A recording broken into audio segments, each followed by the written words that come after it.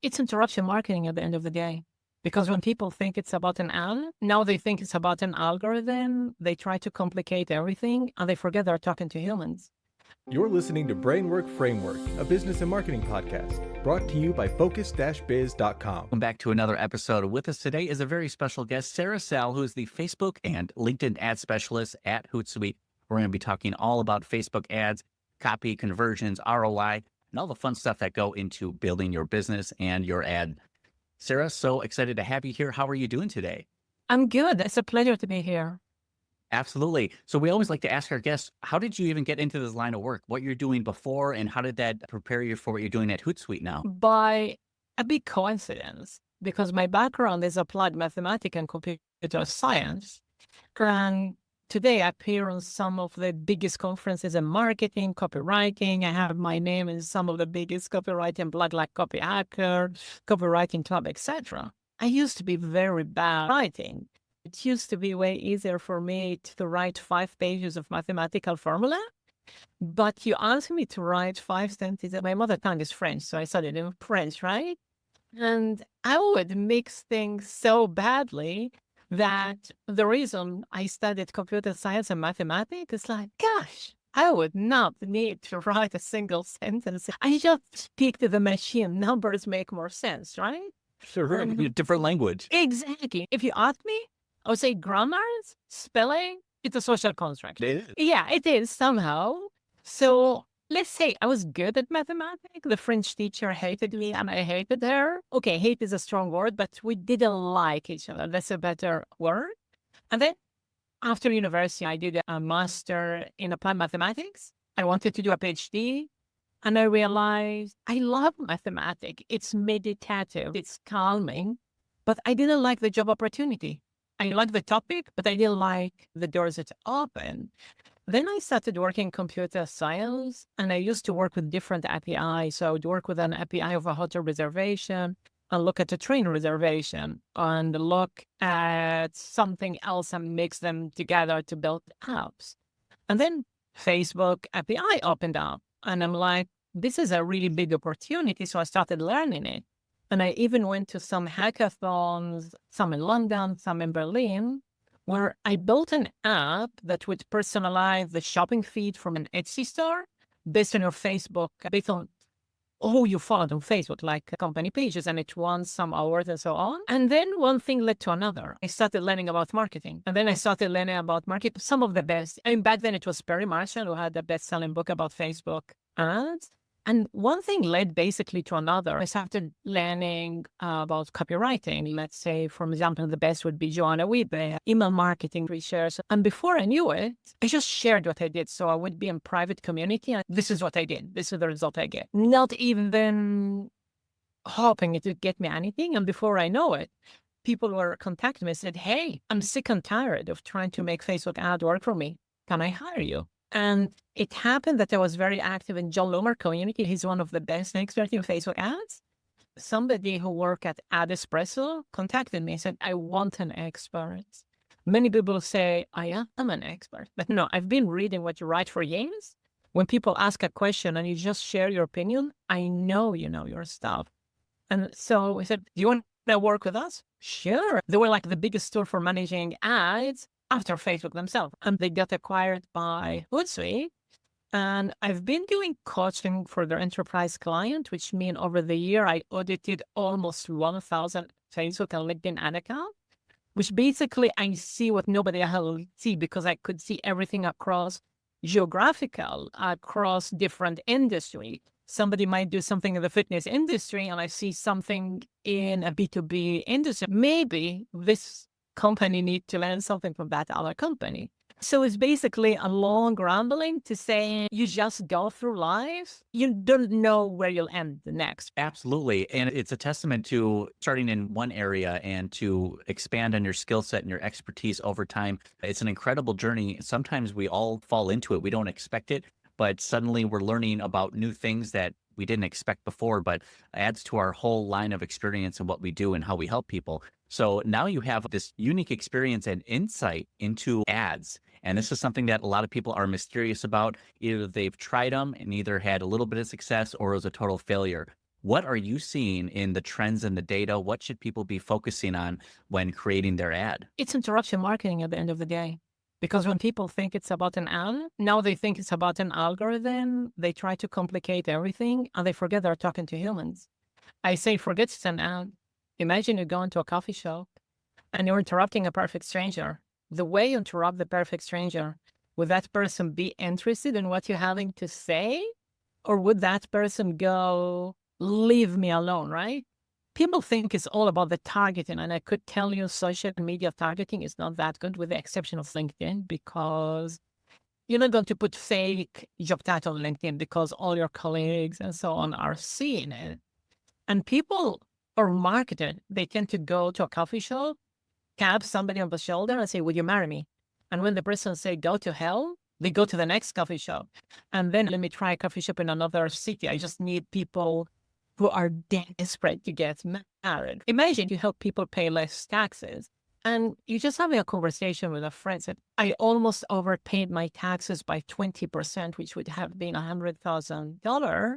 But then I knew I could delay, I could ask people to invoice me earlier, and I could ask them to pay me 2 months later. I know that because I did this for a tax consultant. And then somebody across the table, their head turned, tell me more. That's marketing, it's persuasion. It's like, how do you talk to a stranger? I like to give the example of magnesium. If I said, buy magnesium tablet, why should I even care? If I told you that 80% of Americans are magnesium deficient, so what?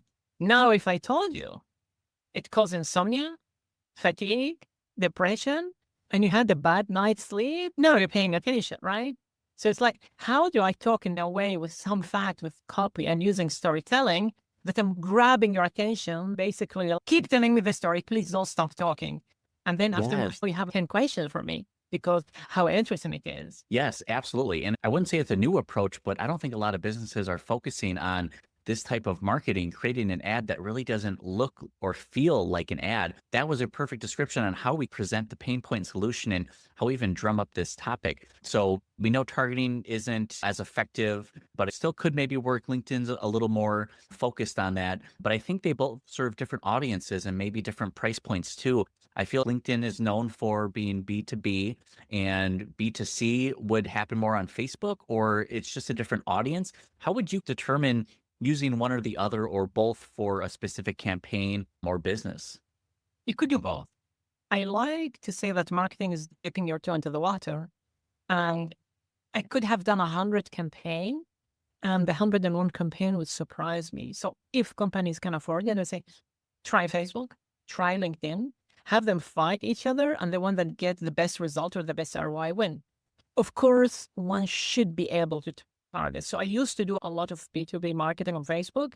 And then over the year, I see Facebook removing the interest targeting. I used to do a lot of marketing for veterinary doctor, orthodontist. And overnight, my audience go from 20,000 people to 200 million. And I'm staring at my ad screen. Why is this not working? I used to get good lead. And then I look at the number, 200 million. And then you're basically forcing me to target 200 million. Then I was no longer able to target that audience. You could still do B2B on Facebook, but it comes down to targeting. If you could do it on Facebook, you could do it on LinkedIn. The other way, not really. Absolutely. It seems difficult when these platforms are constantly changing the targeting or the creative options, or we recommend this type of placement. What do you say about some of the Facebook or LinkedIn recommendations where they say you should use a creative audience, or your cost per result could be 30% lower if you try this method? Have you used those? Do you recommend them, or are they against their own best interest? Do you have a favorite kebab restaurant where you are located? Not personally. Let's go steak restaurant. Imagine you order the steak. You didn't have the time to eat it. It's on the table next to you and you're panicking like, oh my God, I need to go on the call with Sarah. And as you're panicking, a cat jumps on the table and the cat is like, you want to go on the call? Trust me, I'm the trusted partner. Leave the steak with me. After you finish the 30-minute call with Sarah, the steak will be there. That's like LinkedIn recommendation. And Facebook is not better, it's worse. Like one of the recommendation is enable audience network to get 5 more clicks at this price. Why don't you tell me how many more sales I would get? Why don't you tell me how many conversion I would get? Why don't you tell me how many leads I would get? It's all about impression, right? I cannot take it to the bank. And I like to give the example, if you have a birthday cake, slather it with mayonnaise and you'll increase the volume by 300%, but it would be absolutely disgusting. You wouldn't be able to eat it. Like there is a reason Mark Zuckerberg is worth 250 billion today. 5 years ago, he was worth only 25 billion. He's not worth 10 times more because there is 10 times more users of Facebook, not because he's employing 10 times more people, not because Facebook is 10 times more activity. Actually, my friends are spending less time on Facebook right now. It's basically a recommendation that make it so easy for the advertiser to bleed money without knowing it. The way I see it is like trusting the cat with the ham sandwich. I'm not trusting, I might give the cat a slice of sausage or steak, but I'm not going to hire the cat as a bodyguard of a steak sandwich. That's the best example I could think of about trusting the network recommendations. It's a great metaphor, and I appreciate you being so honest and open about it, because I've suspected this, but I've never felt confident in really saying, yes, for sure, that they're working against their own interests. Yes, I would not trust a cat either with a birthday cake slathered in mayonnaise or with a steak sitting next to me. I feel like it's against their own best interest. That's something we need to navigate and hear from the experts like you, so we know not to press those buttons when we see the little pop up and say, hey, your results could be lower. So it's really important to look at. Next up, I want to ask about the specific ad campaign strategy, because it sounds very similar to what I or other businesses might be going through, where the ad copy can be so impactful to a campaign. This was taking a campaign that would yield 40 cents for every dollar spent into $18.66 for every $1 spent. Wow, what a big difference here. What was the secret behind that campaign? And can you tell us more about how that worked? Yeah, so I had strategizer as a client. This is a university teacher in Lausanne, Switzerland, who wrote a book that got translated into maybe 18 languages, sold 5 million copies, and so on. And they were bleeding money. It's a type of conference where executives from BMW, Air France, Renault, American Express, and they were spending $4,000 to get $2,000 in sales, something like that, 40 cents. And then I consume their content. I'm like, there need to be a better way. I watch their webinar. I join their email list. I look at their YouTube channel. I buy their book. Even at some point I went to their conference and I run an ad. And when they see it, they get an angry email. For God's sake, Sarah, what's that? Because in their mind, I was just promoting random content, right? Like somebody boosting a post. And I'm like, please look at the number. Look at my cost per click and yours. Look at the CTR and yours. I think they spent like $11,000, made almost $250,000. And then they stopped complaining because it was about giving people sample. I think there is a supermarket. I think it's Tesco. I'm not sure. Maybe something like some American supermarket that's known for giving sample. And they found if they go down the aisle and say, buy this chocolate cake, it's so moist and juicy, people will be like that. Leave me alone, right? But if they give you a tiny slice, you went there not wanting to buy a chocolate brownie. Once it enters your mouth, like, wow, that's so light and rich and delicious, you would buy it, right? So basically, the power of sampling increased sale by 2,000%. It was an article in the Atlantic magazine.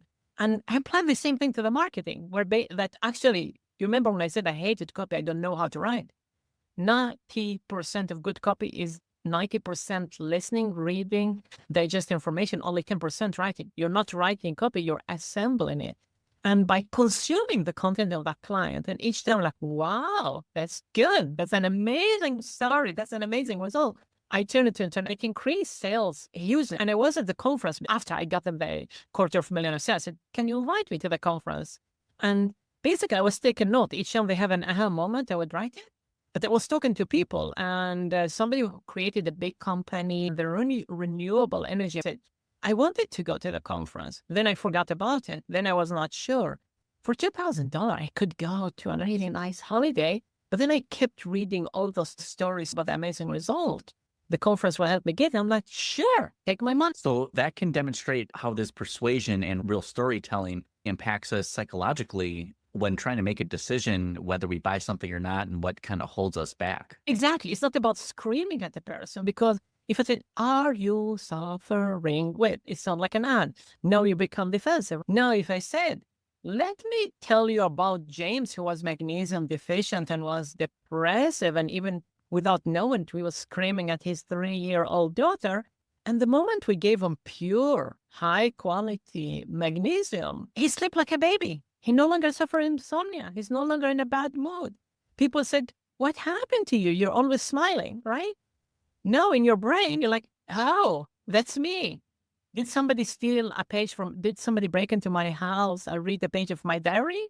Because I tell it from the point of view of somebody we already helped. Actually, I had a client from the Shark Tank show, and it's a product called Better Back. It's for back pain. And she came and she said, "I think my problem is the targeting." And I'm like, okay, she sold a million of her product and she pitched on Shark Tank and invested. How many people have back pain? And she's like, "Oh, if you're over 40, that's like 30%. So if you go to a random room and people are over 40, you're going to have people with back pain. What if you're already reaching the right audience, but the message you tell them is not good?" And the moment we stopped telling people this is a product for back pain and started telling the stories of people who suffered from back pain and how it made a day in life. So the story was a single mother who used to work like 16 or 15 hours per day on a call center. And when her back was killing her, she could no longer go to work. She only takes 60% because she's on disability. On a single mother minimum salary, she couldn't even pay rent. And it's just like, oh my God, the grandmothers have seen this Shark Tank episode of the product. It made day and night difference. And now people were visualizing themselves in that product. And basically, she got the most sales in a single day from Facebook ads when we used that approach. Wow, that is absolutely fascinating. So I'm definitely going to try all of these methods this week and immediately switch over to a more story-driven method, and excited to try this out because it sounds incredible. Is this good for any business, for any price point, for any industry, or would you take a different approach, or is this kind of just the tried and true method? It worked for a lot of industry. Now there are industries that are more visual, right? If you're a restaurant and people just need to see that green Thai curry look amazing, that chocolate cake look amazing, right? You wouldn't tell a story from 500 years ago how they discovered chocolate. There are moments where, hey, somebody's out from a nightclub and drunk and hungover and they need a pizza. You're not going to say, "Let me tell you a story of the Italian family squeezing the tomato with hand," right? They're like, "I'm hungover, just give me that pizza," right? No, there are industries where you need persuasion, where you need to build the desire, where people are not actively looking for that product, where you need to make somebody go, "Yeah, sure, tell me more." I mean, you sell handbags. You look at the design of the handbag, you either like it or you don't like it, right? Holiday, you look at the hotel room and the beach, either like how the beach look like or it doesn't look like, right?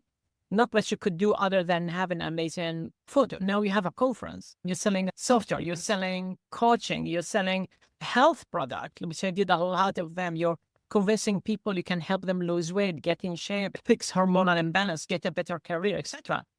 That's where you need persuasion. Interesting. Now, when you're setting up a campaign, let's say in Facebook, do you go as far as installing a pixel and you're basing it on the effectiveness of the link clicks, or you just kind of go general awareness and you're hoping that the landing page is going to do the trick? And do you even have one? Do you focus on the landing page as well? Do you continue that story-driven model? 100% I will not run ad if it doesn't have a pixel, because no tracking is perfect. But one, you want to know which ad is working, which one is not working, right? Awareness, don't do it, because Facebook have like 800 million fake profiles. So you're running awareness. Facebook is like, give me the money. 5 years ago, you had a warm audience. I might do retargeting and do traffic, impression, engagement. Now I only do conversion. Facebook is, you want the traffic. I don't care about the quality of the traffic. I don't care if 99% of that traffic bounce, if it's accidental click, if it's on a video where you're interrupting people watching a funny video and they're like, take that ad out of my face. So I only run conversion campaign. And of course the landing page need to work because the ads sell the clicks. But once you sell the click, the landing page needs to sell the conversion. Whether it's a sale, whether it's an email opt-in, whether it's watching a webinar, because the ads started the journey doesn't mean everything else, including the landing page, the email, what is even said on your website doesn't need to continue selling them to an ice-cold audience, if I could say it that way. Yes, absolutely. Some great advice there on how to set up the campaigns and what we should focus on. But while we're creating that campaign here, you mentioned the sampling as an option, give kind of a free taste, a little trial of what's available. Do you recommend going for the hard sale within like that landing pages or conversion? But you mentioned some other option like opt-in or maybe like a lower ticket offer. Are those reasonable options, or do you like to go directly for the sale of the main ticket? If you're a perfect stranger, you never heard about what a business offer, I'm not going to go from a perfect stranger to say, let me sell you a $2,000 product. It works for strategizer. They have a book everyone know within a specific industry, 5 million sold. I would want to get an email because I get more than one chance of selling to you. It's like, there is a business, I run ad for them for a year. It's a language course. They would break even on email opt-in. And then what happened is that most people would buy around 5 months and a half. And then it's Black Friday and they will make like $2 million in sales. So basically, they were breaking even while adding 10,000 new people to the email list at break even, knowing that those people will buy within a few months. But when they come with a new product, maybe somebody bought a course to learn Italian. Maybe next year the person wants to learn Japanese, right? And now you're making extra money from that person. It's very hard to go from perfect stranger to give me the money. It could work with some offer, but what happened if the person did not buy, you lost them. Well, if you get an email, and as long as the email marketing is good, right? If you send 3, 4, 5 email and then you forget them for 6 months and for 2 years, you create new blog post, new podcast, no webinar, no YouTube video, nothing, and people totally forgot you exist, then email become less effective. Yes, absolutely. Now, for a few years, AI has been changing the game for a lot of businesses, solopreneurs, freelancers out there. Are you using AI in any way for your work in business? And do you see it having any sort of positive or negative effect on the industry as a whole? I use it for editing. I don't use it for writing because AI make a lot of things up. I give you an example. I say, here is a pizza, here is some pineapple, here is some ketchup, here is some cappuccino, do something. And if I told an Italian chef this, probably that Italian chef will take his belt and try to hit me with it and say, how dare you do that? AI, it's not an expert. It doesn't recognize that I asked it to do something badly. And it created a chocolate pineapple cappuccino pizza. If hell exists, that's what people eat in hell, right? It's good for editing, right? For getting idea, for brainstorming. No. Here is where the risk of AI. Let's say you're in a specific industry. Let's say you're in the construction industry. Now you have 100 of your competitor all using AI, all sounding the same. But what I know, there are stories of how you help a client that nobody else knows than your client. And I'm having businesses where I'm like, hey, do you have students? Do you have clients I could interview? And when I interview them, sometimes the business owner doesn't even know those stories. And sometimes there are stories that are extremely strong and emotional and nobody know because it's stuck on somebody's head and nobody asked. I give you an example. I wrote some ad for a course by copy hackers called Freelancing School, and I'm interviewing students. And one of the students say, it's lockdown, right? The job I had with internship disappeared. I go and I cold email 50, 60 companies. Nobody replied to me. I go and I register to Fiverr because I need a job. Somebody pay me, I don't remember the exact number, maybe $15 for a blog post for something spiritual I didn't understand. It took me like 10 hours to write it. And I'm like, that's like $1 per hour. She was so depressed that she said, I felt like if I went in front of Starbucks with a cup and bag, my career would be better. That's how bad it was. But then I joined a community where people were so supportive, where people had an overflow of work. And some people took me under the wing and said, okay, I need help with this because I have too many leads. And now I have a case study where I could say, this is how I help a client get a $200,000 lunch. No, I'm no longer making $1 per hour. I'm paid generously because company want case study. If they're going to give you good money, like, what did you do? Okay, you have somebody make 200,000. Okay, it's no longer an expense, it's an investment. And that story, if I didn't spend like 1 hour with the person asking her story in detail, nobody would have known. And you could go to ChatGPT, you could go to DeepSeek, you could go to Claude, you could go to whatever AI is there. AI doesn't know that story. And this story is unique to one single business, not 10. One, right? And you're sure that the 10 other or 100 other competitor cannot tell the same story. So basically AI make me want to go deeper. It's like, no, I need to work harder to distinguish myself. Because before, to write an ad, somebody said, my English is not good, my grammar is not good, I need to hire somebody, that person need to get back to me. Now, with one press of button, you could generate 100 in 5 seconds, right? And all the ad platform are using AI. So how do you stand out from all the bad noise? Absolutely. But I think it's a perfect example of how we can actually ethically use AI to not burden us with this extra workload and use it in the ways that actually benefits us and doesn't take away that human element, but also the importance of soliciting feedback from your clients. This is information that is so valuable to a company, and just the story and the reasoning behind why they had this issue and why they chose you. That can be a powerful story to use in your marketing messaging. It's just huge. Yeah, I have an example. So a language course, they assume people wanted to speak fluent Spanish, right? Most people say, I'm in Mexico. If I could order a taxi, I could order food, I could order my coffee, I'm happy. I don't want to understand political debate on TV, right? So going from that to what people said, I think it was a difference between making 20,000 and maybe 60,000 in sales. But the biggest problem, people said, I've been learning language for years. Native speakers speak too fast. I know every single word, I know the grammar, but I cannot every 5 minutes ask them to speak slower. So now having a course, so how do you train your ear to understand people who speak fast? I don't remember the exact number, but he made over 200,000 when he launched the product. It wasn't about marketing. It wasn't about the ad setting. It wasn't about a secret button. It wasn't about running a traffic instead of a conversion campaign. It wasn't about marketing. It was simply about asking the audience instead of assuming what exact problem they had. That was like day and night difference in terms of ROI. And I see that issue happening with a lot of business owners. They spend and invest so much time and money into an idea that they think is going to fit into a market without even asking them, or building the product and then deciding, okay, now I want feedback. Ideally, you want that feedback right away. Before you even make a logo, a brand name, or a website, go ask your potential audience, what do you think about this? If I put this together, would this be valuable for you? Getting that early buy-in from your potential audience is going to be critical for how you build this out. And even if you bother to build it out, you might realize there's a different solution to this problem that you were going to spend months trying to solve that unfortunately there wasn't going to be demand for. Right? Absolutely. A lot of great advice and tips here. Sarah, I do want to ask you, where can people find you online and get connected with you? Because it seems like you have a lot of resources available, blogs, podcasts as well.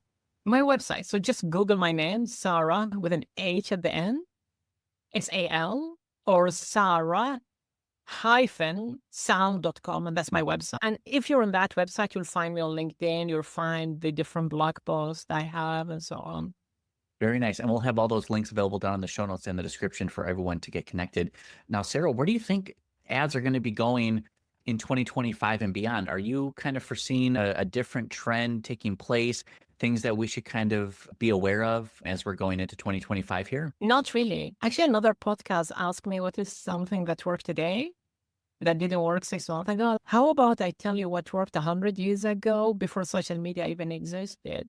I think things like persuasion, talking to a human, interruption marketing, storytelling, market research would always exist. And the example I gave them, I think it was the American Heart Association. If I remember, they said popcorn that you get at the cinema have 37 grams of saturated fat. How do you know? Is it too much? Is it too little? Is it exactly? Nobody know. So they said it's the same as an English breakfast, sausages, French fry, and God know what combined. It made it to the first page of every major newspaper. People were like, what? Just the popcorn is like fried steak and an English breakfast and a sausage and an egg and all the trimming. And analogies, it's like something you cannot understand. Use an analogy and I get it now. And that will not disappear, whether it's 2025, 2026, or if maybe it's 2035, or 2,135 and none of us exist, maybe somebody still hear this interview. Oh, I could use analogy so people can understand my marketing. Build your marketing on things that are long-term. Don't build your marketing on something that is only short-lived, because then you burn out. Then you're doing something and then 2 months later it doesn't work. And then you need to find the next thing that works and it doesn't work. And non-stop you need to do your thing. If you build your marketing on a solid foundation, 10 years from now, it's still going to work. Interesting. It will be fascinating to kind of see how things change and won't change from our traditional storytelling and the persuasion methods that we currently have. I do have a couple more questions if you have a few minutes here. Sure, I do. Take your time. I wanted to ask more specific to a lot of the advertising and just niching down. I see a lot of people that recommend you're on a specific audience, on an industry, speak to that person individually. But sometimes there's other businesses that are full service and they feel like they help a little bit of everybody. How important is it to really define an audience or niche down into this segment, or can more of a generalistic ad still be effective? I've seen it work a lot, the niching down, and I've been doing it for almost 10 years. Now, the beauty of advertisement is you don't need to guess. You put $50 here, $50 here, $100 here, $100 there. And the one getting you the best result is the one you keep. Now, if you said, I help you with your marketing, it's not as specific as saying, as a dentist, I help you with your marketing. And before I wrote the ad, I understood the linguistic. What are the exact words dentists use that non-dentists will never use? No, my ad is way more powerful. No, it's a question of testing. Now, just because something worked for me, there are many campaigns that did not work that when I niched it down to work. But just because this is my case, I cannot generalize. Basically, I like to say you have to add and you tell them to fight each other till death, and then only one of them live, the one with the highest ROI. Yes, it's good to put them against each other. And we have to test these things because we just don't know. We can use all our past experience, what has or hasn't worked, and pulling all these numbers and figures together. But actually testing something specific and unique to that business or product or service is really going to open new ideas and opportunities for you. And then once you decide to scale a campaign, do you ever go back into more of a multi-channel approach? Do you ever rely on just one source for a while? Because I know it can either dry up, or you just never know, if it's not in your control, how long those results might last for. Have you ever heard of Dubai chocolate? The what chocolate? Dubai chocolate. No. Okay, it's something that went viral on social media. It's basically a chocolate with a filo dough with pistachio inside. And on social media, it's exploding where people are copying it. So I keep seeing on social media Dubai chocolate. And I used to think it's not a big deal. And then I found a vegan chocolate shop in a small medieval town in Belgium called Ghent. And I see Dubai chocolate. I'm like, okay, put me out of my misery. I need to buy it and know what is the big deal. And you know, if it's really good, but what made me buy it, it's all the other channel I kept seeing, right? And sometimes growing on only one single channel, it's difficult because you're saturating the market. It's like, sometimes I take client and they get good results. And in the back of my mind, I'm like, you're going to get good success for 6 months and then you'll hit a wall. And then I see clients who do podcasts, good email list, amazing content nonstop, new product nonstop. And I'm like, that's the client that for 5-6 years would be able to run ad with success, because we live outside of Facebook. We live outside of LinkedIn. It's like, once you have multiple touches, you make it more powerful. So listen, I had people like a client recommend, and then they said, wow, I Googled you, you're everywhere. They found a podcast, they found a YouTube video, I spoke at a conference, they found a blog post I wrote, right? Actually, Facebook banned me for a stupid joke. I used to have 5,000 followers. And there used to be a fight between Apple and Facebook with a lot of drama around tracking.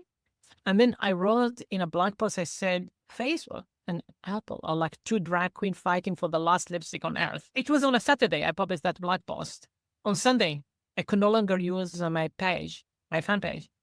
I couldn't care less, because blog post I wrote in 2019, the amazing case study where I have put 100-hour writing thing. I was still in the industry referring to them. I said, when people meet me at conferences, I read your blog post 3 years ago and I couldn't forget it. So it's always a multi-channel, because I've seen clients that treat like Spanish, learning a language, where Facebook said this is political propaganda. or treating hormonal imbalance. And sometimes talking to Facebook support or talking to a wall is the same thing. So if you're depending on only one channel, it could kill your business. You would literally have business with 20 employees, and if that's the only way they're generating money is only one channel, that's suicidal. And I have client counting, we said, how do we scale? Okay, we got all that money from venture capital. I said, do search engine optimization, build an email list, find the blog that is the most difficult to write for in your industry, where after you get rejected, you would want to cry. But if you get accepted, you know that you made a masterpiece. That's how you scale, not on one channel. Yes. And I think that highlights the importance of having that evergreen content.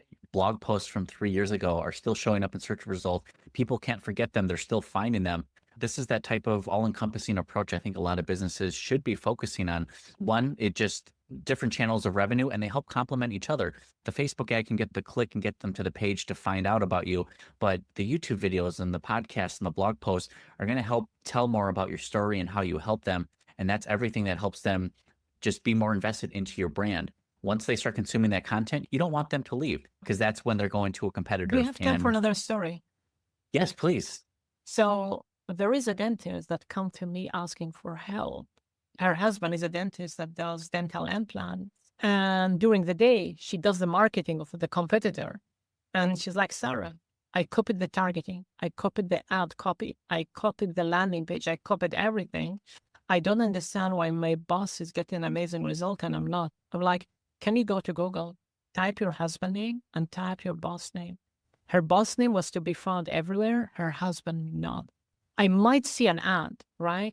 But if you think I'm going to pay $5, $10, $15,000 for a medical procedure, and it's not only about the money, it's like, what are the complications? Is it a good? What are the risks on that procedure? You think that for $5,000, I'm not going to grab that person's name and Google it? So it's a case of doing marketing and everything that exist outside of the Facebook or LinkedIn ecosystem, make that the ad is more likely to convert. Interesting. So copying something word for word, copy for copy, even the landing page as well, just could be found online. And therefore, those are missed opportunities where someone is searching for problems or solutions to their problems online. That's just the name of the dentist. Wow.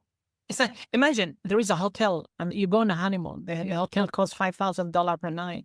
You think you're not going to Google that hotel name to look at the review? I would.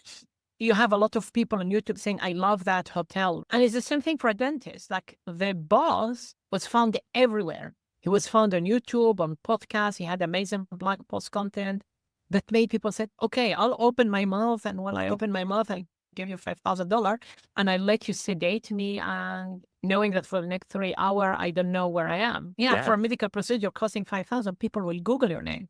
And that was the difference. What can people find when they Google your name? Absolutely. And it's funny that you mentioned the dentist, because I'm also working with a dentist right now. Very similar situation where just getting her out there, more opportunities with the content, so that way people can see and experience a little bit about her and her brand as opposed to her competitors. But great results already. 8 new patients last in January, just a couple months ago. So we see that the SEO is taking effect and having results. But we did do a little bit of ads as well. But unfortunately with ads, once you stop spending the money, the leads stop coming in, which I think the SEO can help supplement, and just doing the other content as well. And people are researching, people are more informed than ever before. So consumers are looking for you online. Correct. Sarah, we appreciate all of your wisdom and tips and tricks with us and expertise into the Facebook ads and LinkedIn world.